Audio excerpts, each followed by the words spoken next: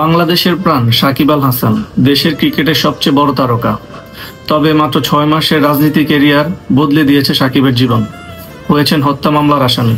অবশেষে মুখ খুলেছেন সাকিব আল হাসান। ব্যাখ্যা করেছেন রাজনীতিতে সম্পৃক্ত হওয়ার কারণ। জুলাই গণ অভ্যুত্থানে পরিবারের সঙ্গে ছবি পোস্ট করার কারণও জানিয়েছেন তিনি।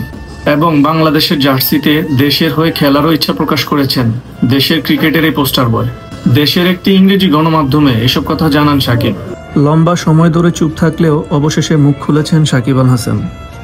একটি ইংরেজি পত্রিকাতে সাক্ষাৎকারে সাকিব ব্যাখ্যা করেছেন রাজনীতিতে সম্পৃক্ততার কারণ।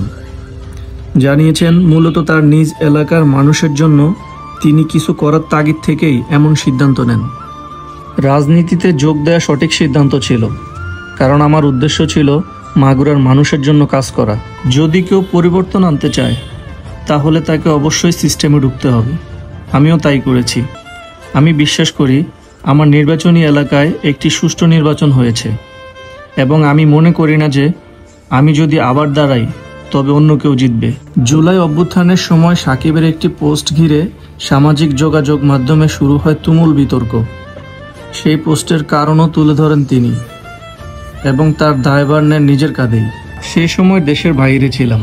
প্রথমে যুক্তরাষ্ট্রে খেলেছি, তারপরে কানাডায়। ছবিটি কানাডায় তোলা। আমি নিজে এটি পোস্ট করিনি, তবুও এর দায়ভার আমি নিচ্ছি। এরই মধ্যে টাইগার জার্সিতে সাকিবের কেরিয়ারের শেষ দেখে ফেলেছেন অনেকেই।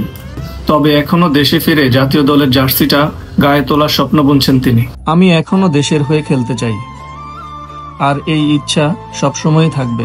বাংলাদেশের হয়ে খেলার সুযোগটা আমার প্রাপ্য এবং বেশিরভাগ মানুষই চায় আমি দেশের হয়ে খেলে অপশন নেই এবং আরও কিছুদিন চালিয়ে যাই। আমার বিশ্বাস আরও ১-২ বছর খেলতে পারবো। ৬ মাসের রাজনীতি ক্যারিয়ার নাকি ১৮ বছরের ক্রিকেট ক্যারিয়ার, কোনটা দিয়ে তাকে বিচার করা উচিত সেই প্রশ্ন রাখছেন সাকিব আল হাসান।